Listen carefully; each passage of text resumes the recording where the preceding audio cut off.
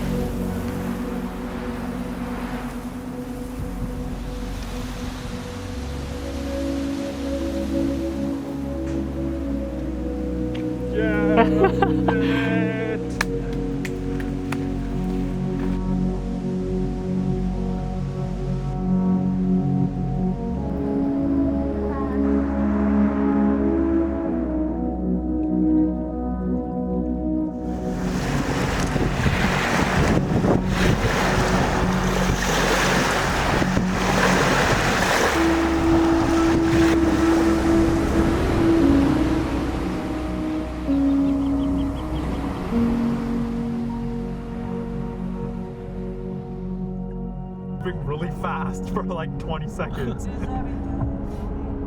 I was looking for my friggin' camera.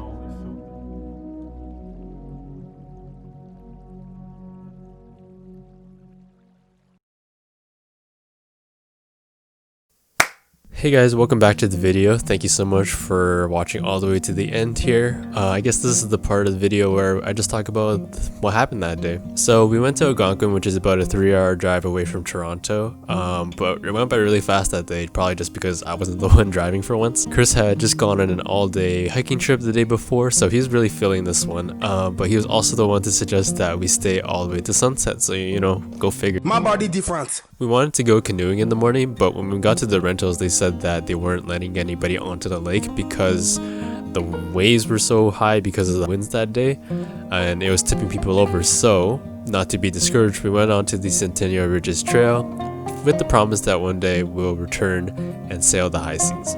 Centennial Ridges is 12 kilometers of some of the toughest trails that I've ever been on, but also some of the most beautiful. The trail markers guide you through forest paths that lead you up to several ridgeline views over the park, lakes that trickle down the mountainside, wind-blown trees straight from a Tommy Thompson painting, and mud.